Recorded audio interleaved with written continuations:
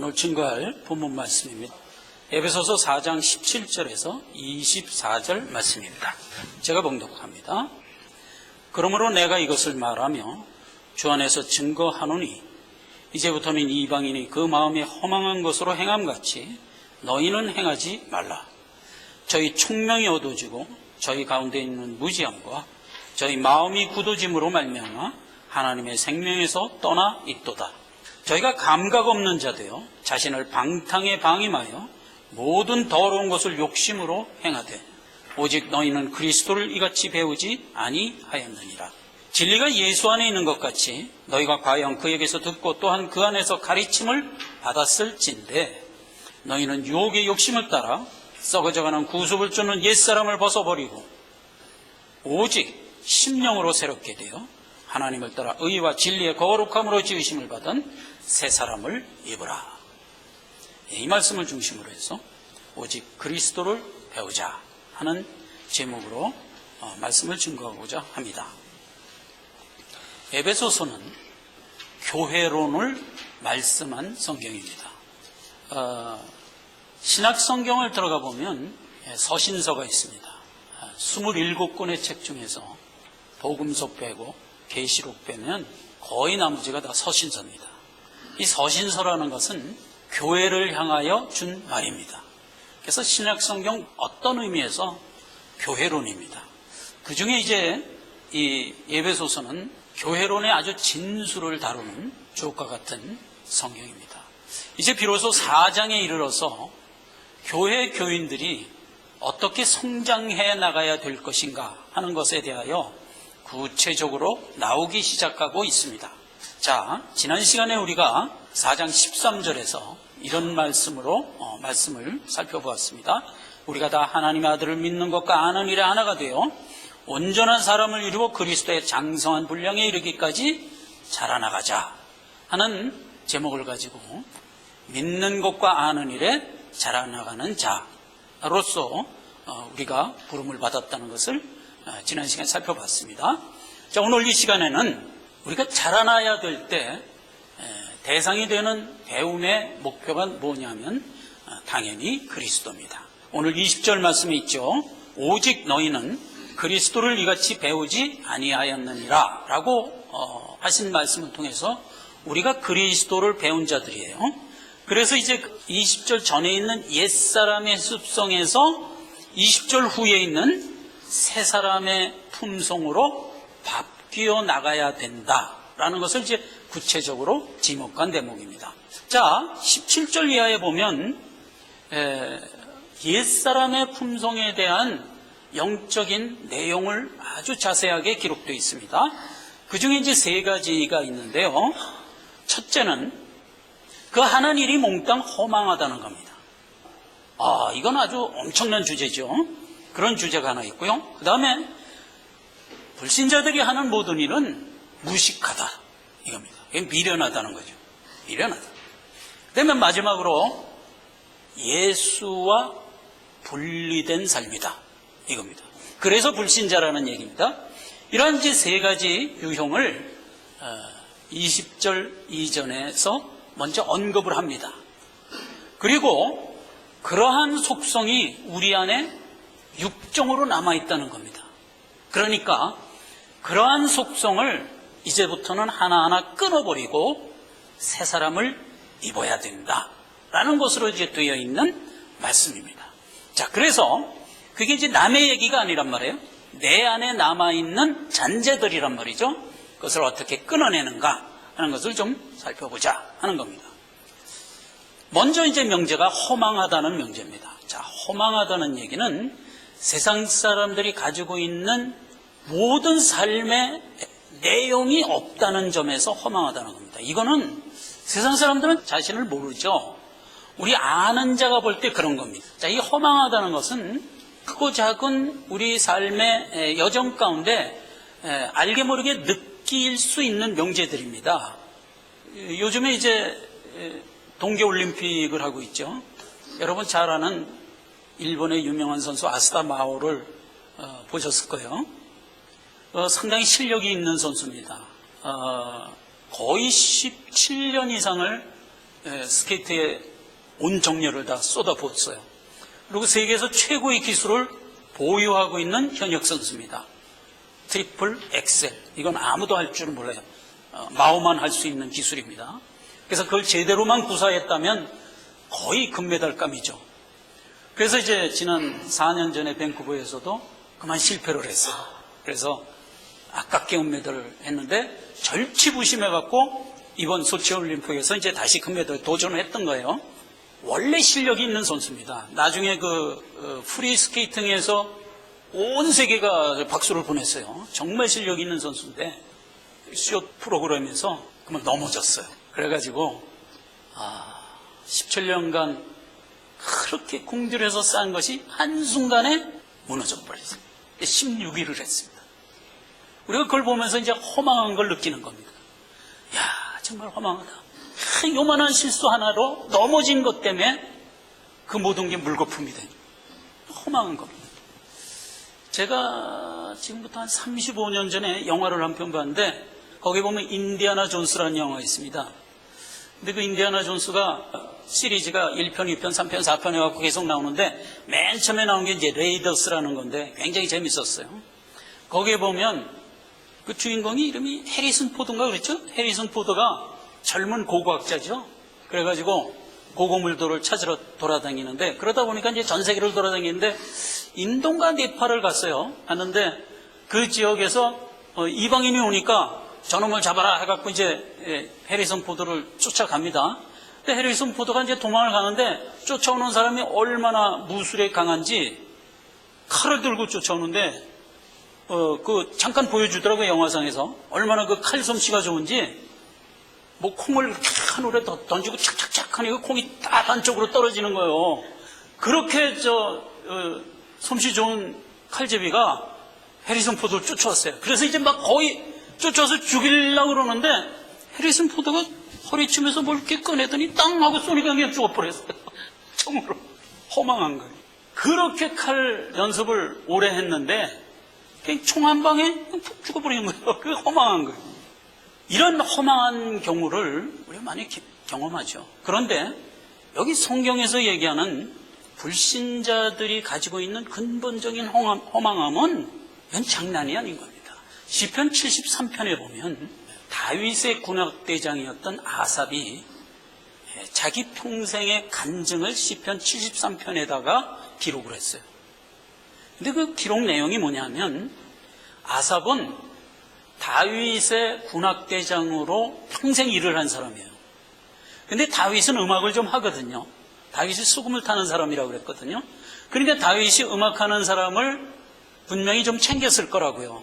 아삽도 다윗 밑에서 군악대장을 하니까 분명히 좀 대우를 받았을 건데 여기서도 이제 알 수 있는 게 다윗이 상당히 청렴했던 것 같습니다.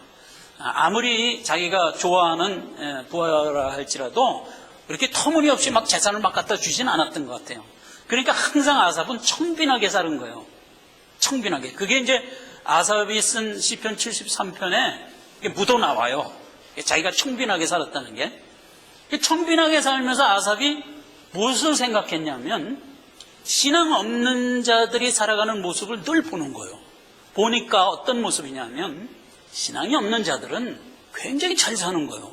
그런데 자기는 신앙을 갖고 살아가는데 항상 빠듯하게 살아가는 거예요. 이게 왜 이런가? 그래갖고 이제 하나님한테 불만을 품기 시작합니다.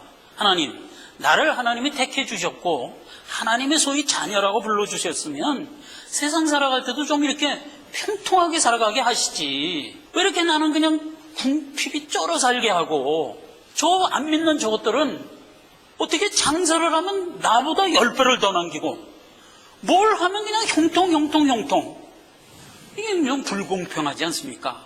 그래가지고 거의 아삽이 어느 지경까지 갔냐면 좌절하는 지경까지 갑니다. 그래서 야, 이 신앙이 뭐고 다 버릴 거야 까지 온 겁니다. 까지 왔는데 하나님이 아삽에게 영의 눈을 딱 띄워서 마지막을 보여주셨습니다. 그 마지막 보여주는 장면을 자기가 보고 쓴 장면을 한번 제가 읽어보겠습니다. 시편 73편 16절. 내가 어쩌면 이를 알까 하여 생각한즉 내게 심히 곤란하더니 그 얘기예요. 어떻게 안 믿는 자가 더 잘 사냐?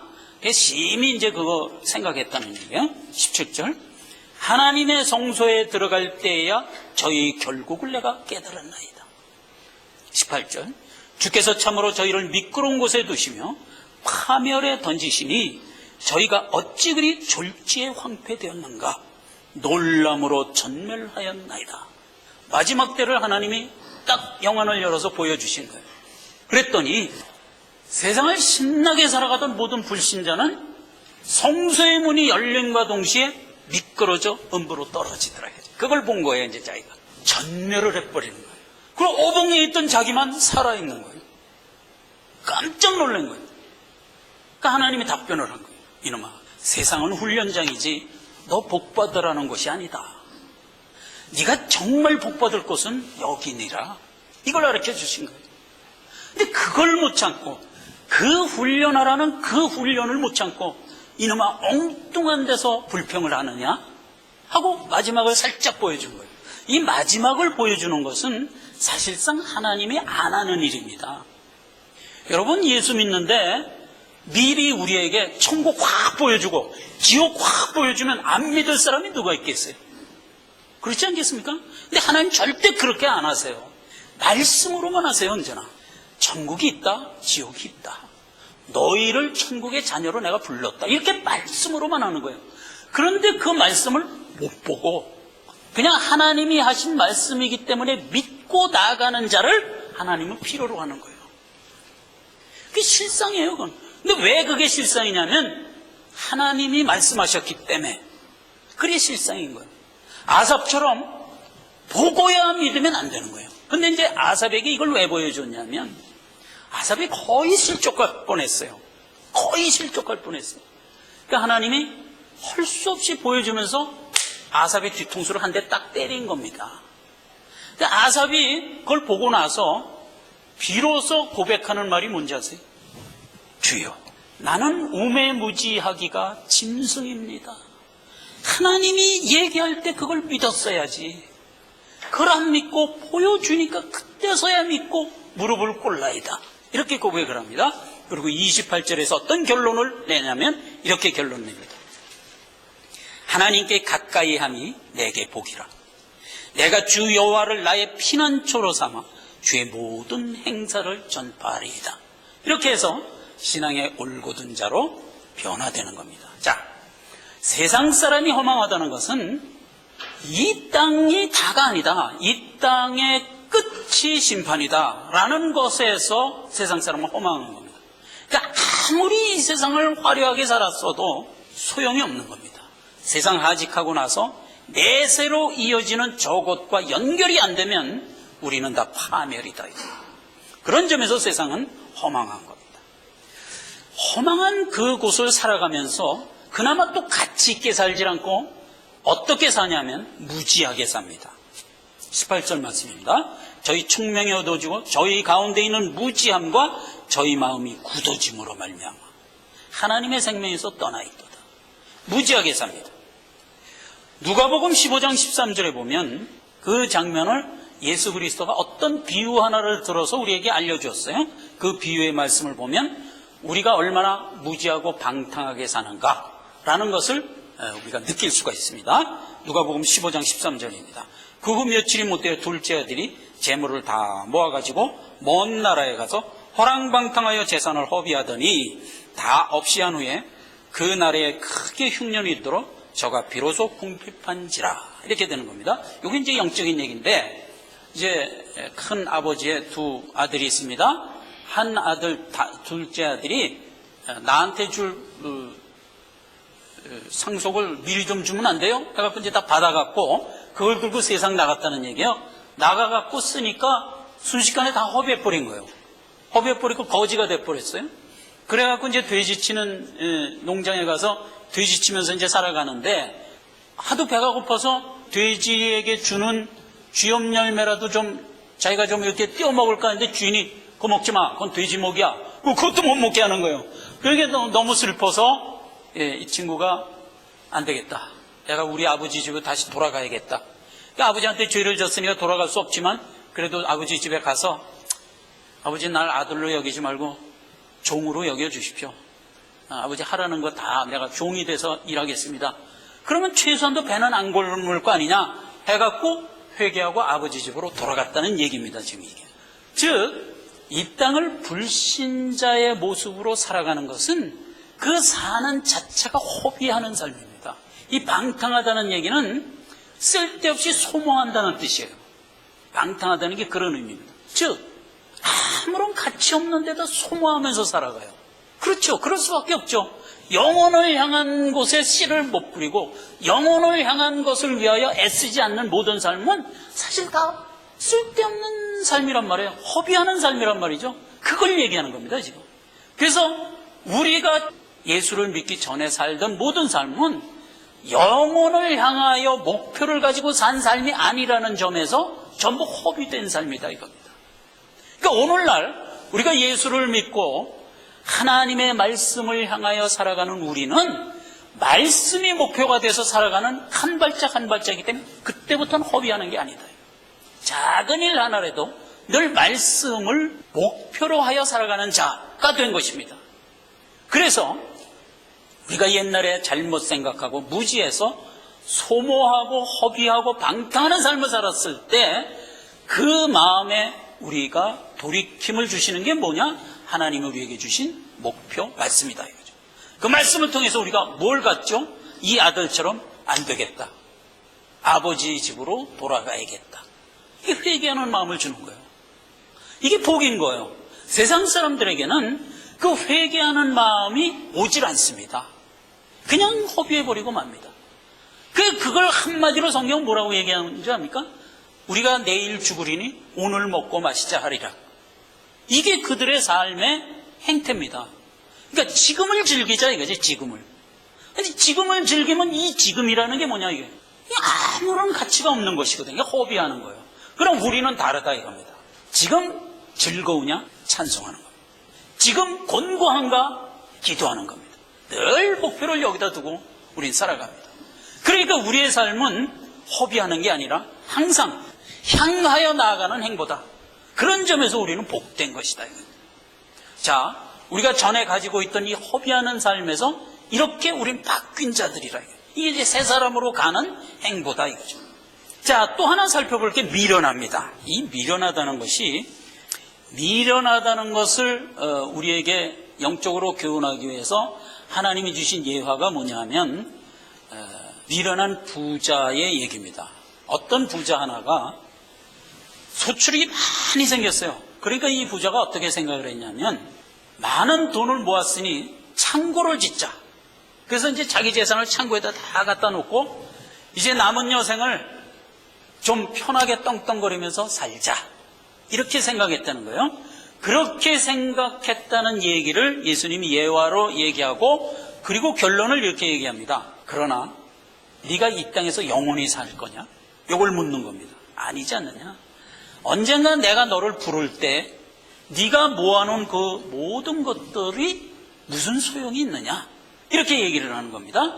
이게 이제 미련하다는 것에 교훈을 위하여 주신 비유의 말씀이에요. 그러니까 우리가 이 땅을 살아가면서 많이 성공을 할 수가 있습니다. 삶의 성공을. 이제 경제적으로 성공할 수가 있고, 여러 가지 명제들로 성공할 수가 있어요. 근데 그 성공한 삶에 우리가 안주해버리면 안 된다, 이거. 왜냐하면 우리의 삶은 이 땅을 어떻게 보람있고 근사하게 사느냐가 목표가 아니라 오직 예비하고 대비하고 준비하라고 우리에게 주신 기간이란 말이에요. 이걸 우리가 모르면 안 돼요.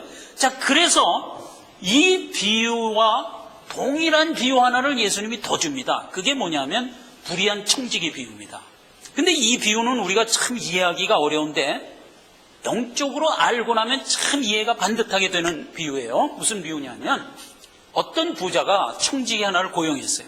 근데 이 청지기가 일을 잘 못했습니다. 그래서 부자의 재산을 제대로 관리하지 못하고 허비한다는 소리가 들린 거예요. 그러니까 이제 주인이 와서 그 청지기를 해고했습니다. 너 다음 주에서부터 해고니까 인수인계 준비해. 이렇게 이제 딱 통보를 한 겁니다. 그랬더니 청지기가 생각을 합니다. 내가 이제 목이 잘리는구나. 그러면 내가 이제 앞으로 내 인생을 어떻게 살까?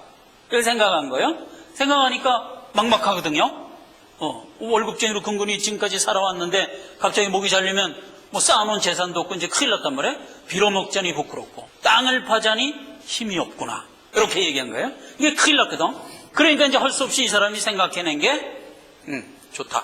그러면 나도 생각을 해야지. 하고서 이제 주인의 것을 가지고 막 이렇게 빚을 준 사람들 다 불러 모았습니다. 너는 주인한테 얼마 빚졌냐? 그러니까 밀 500석입니다. 그래?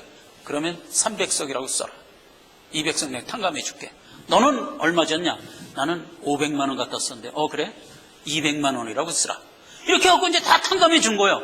근데 왜 그렇게 했냐면 이 사람이 이렇게 생각하는 거예요. 그렇게 해서 저들을 다 탕감해 주면 내가 이제 목이 잘린 이후에 저들이 그래도 나에게 좀 나눠주지 않겠나. 이렇게 생각을 해서 그렇게 했다는 겁니다. 그리고 나서 주인이 와서 그 친구를 보고 자식 나쁜 놈이긴 한데 지혜는 있네 이랬다는 얘기예요. 그러면서 이제 주님이 그 예화 끝에 이런 결론을 내립니다. 자, 이거 굉장히 중요한 결론이니까 한번 들어보십시오. 누가복음 16장 8절입니다.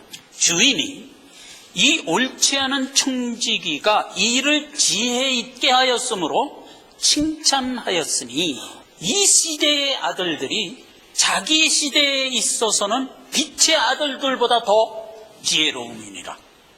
이 얘기를 누구에게 했냐면 자기 제자들을 하고 이 얘기를 한 거예요. 그러면서 이 얘기를 한 겁니다. 자, 이게 무슨 얘기냐면 자, 봐라.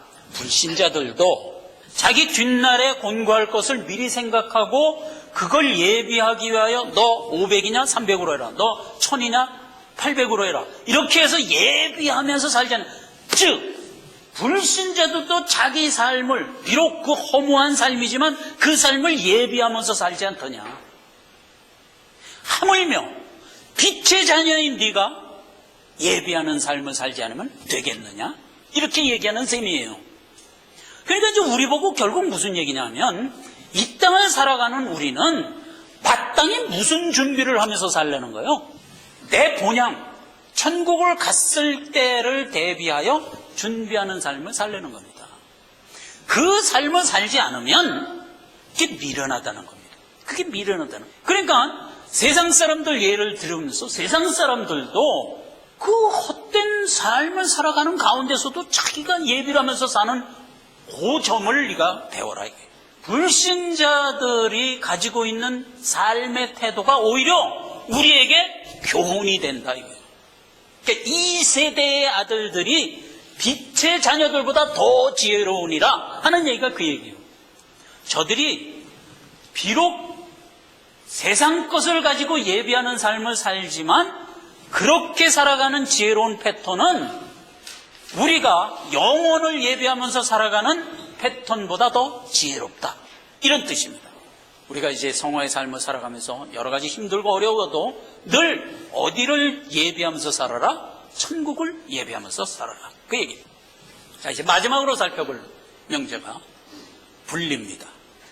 이게 분리가 이게 참 이게 영적으로 신비스러운 측면입니다. 왜 그러냐면 사람들이 이제 사회에서 많은 그 주의 주장이 있습니다. 선포를 하고 주의 주장을 해요. 그럼 그 주의 주장을 듣는 입장에서는 또 반론도 제기하고 비판도 하고 그렇습니다. 그러니까 서로 말을 주고받습니다.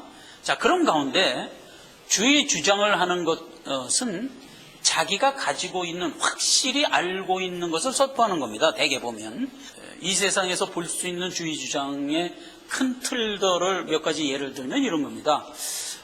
법을 입법하는 사람이 법을 제정하고 공포를 합니다. 그죠? 공포를 하면 내용이 있지 않습니까? 이 법이라는 내용이 있으니까 그걸 공포하는 겁니다. 그래서 뭐를 주장하고 뭐를 선포하려면 내용이 있어야 되는 겁니다. 이건 아주 상식입니다. 그런데 아무 내용도 없고 아무 가지고 있는 것도 없는데 뭘 막 주장하고 뭘 막 선포하는 그런 경우가 있냐 하는 얘기입니다. 근데 있단 말이에요. 그럼 그런 경우가 어딨냐? 그게 유일하게 불신자가 믿는 자를 반대하는 측면입니다. 이건 신비스러운 거예요. 생각을 해보세요. 불신자는 가지고 있는 게 없어요. 어떤 의미에서 가지고 있는 게 없냐면 믿는 자가 가지고 있는 영생이라는 진리를 반박할 만한 더 큰 진리를 안 가지고 있어요. 당연하죠. 그런 걸 안 가지고 있으면서도 누굴 지금 비판하고 있어요? 믿는 자를 비판하고 있다니까요. 그러니까 이거는 굉장한 미스터리인 거예요. 어떤 주의 주장도 내용 없이 하는 주의 주장은 이 세상에 없어요. 예, 그건 없어요. 그런데 불신자가 신자를 향하여 하는 비판은 내용 없이 하는 주장이란 말이에요. 이건 신비한 거예요. 자, 그게 성경에 기록되어 있습니다. 예수 그리스도가 이 땅에 오셔서 많은 핍박을 받고 죽습니다. 그럴 때 제자들에게 이렇게 교훈합니다. 이제 세상이 너희를 미워할 것인데 그때 너희는 놀라지 마라. 세상이 너희를 미워하는 게 아니라 나를 미워한 것이니라. 이렇게 얘기합니다. 그러니까 모든 세상은 연고 없이 무고히 예수를 미워합니다. 이게 이제 악한 불신 세력이 가지고 있는 특징입니다. 이게 분리입니다. 그래서 늘 신앙이 없는 불신 세력은 분리를 하고자 애를 씁니다. 어디 와서 분리를 하냐면 믿음 안에 들어와서 분리를 하는 겁니다. 언제나 그렇습니다. 그러니까 신앙 있는 자에게 와서 신앙을 깎아내리게 하던가 가지고 있는 믿음을 버리게 하던가 자꾸 이렇게 역사를 하는 겁니다. 그게 왜 그렇다고요? 악한 세력은 근본적으로 예수를 미워하기 때문에 그렇습니다. 근데 예수를 미워하는 것은 연고가 없습니다. 내용이 없습니다. 무고히 미워하는 겁니다. 이건 세상에 없는 예입니다. 근데 그 예를 악한 세력이 가지고 있다는 겁니다. 성경에 이렇게 기록되어 있습니다. 요한복음 15장 25절에 예수님이 제자들한테 이렇게 교훈할 때 쓴 말입니다. 그러나 이는 저희 율법에 기록된 바 저희가 연고 없이 나를 미워하였다 한 말을 응하게 하려 함이라. 내가 아무도 못한 일을 저희 중에서 하지 않았다면 저희가 죄 없으리라. 지금은 저희가 나와 및 내 아버지를 보았느니라. 이렇게 되는 겁니다. 세상이 예수와 하나님의 하신 일을 보는 순간 어떻게 됐다? 연고 없이 미워하는 겁니다. 연고 없이. 이 얘기는 시편에 이미 예언된 말씀입니다. 예수님이 그걸 인용해서 쓴 말입니다. 시편에 보면 69장 4절에 이렇게 기록되어 있습니다. 저들이 무고히 나를 미워하는 자가 내 머리털보다 많고 또 무리하게 내 원수가 되어 나를 끊으려고 하는 자가 강하게 내 앞에 있나이다. 이렇게 이제 시편에 기록되어 있는 겁니다. 그래서 저들이 와서 내가 하지도 않은 일을 했다 하고 내가 취하지도 않은 것을 와서 뺏으려 하나이다. 이게 이제 악한 세력이 예수 그리스도에게 갖는 태도입니다. 이건 악한 세력의 특징인 거예요. 이유가 없는 거예요. 이유가.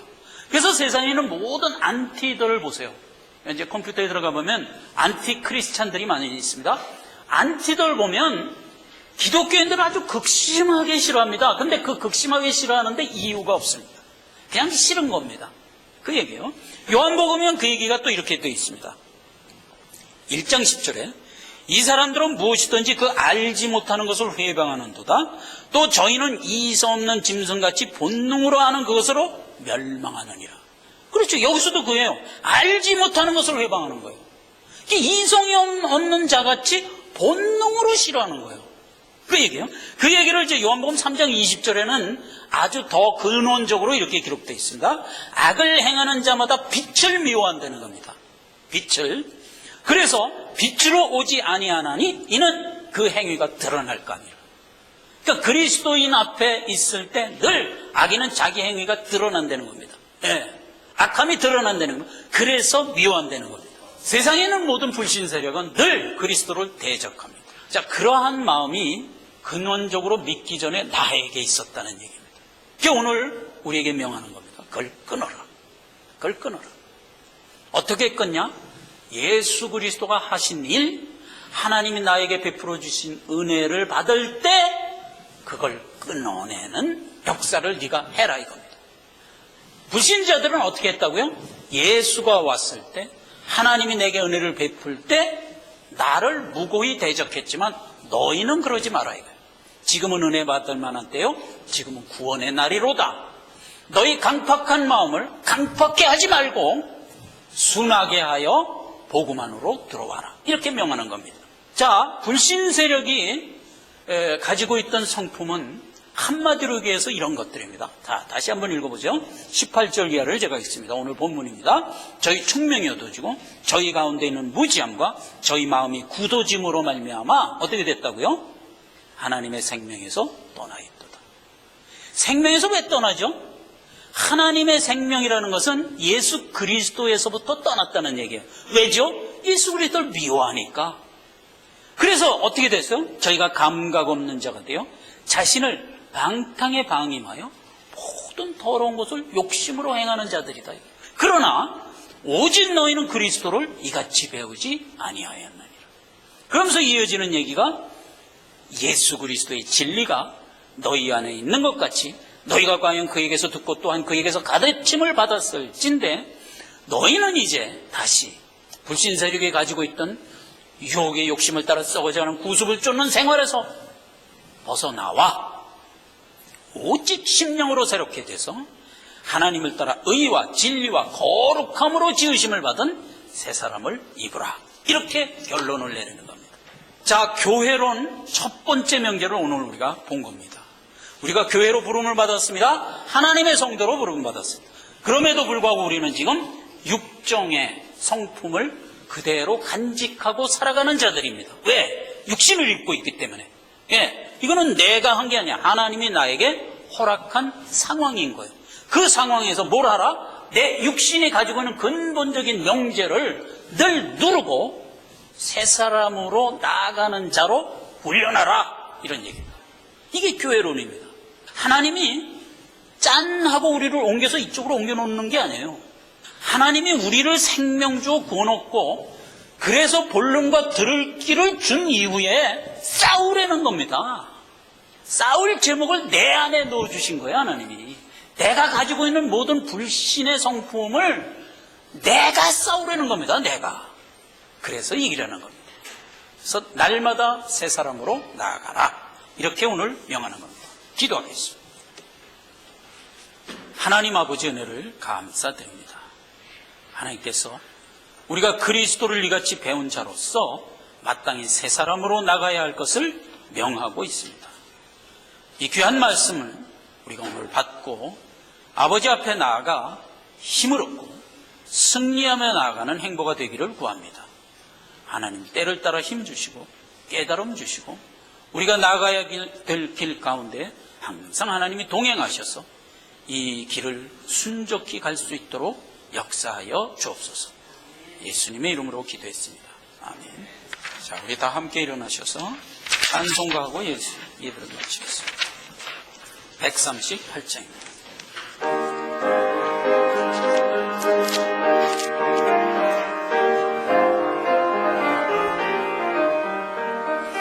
만왕의 왕 내 주께서 왜 보초당했나. 이 벌레 같은 나 위에 그 보혈을 흘렸네. 십자가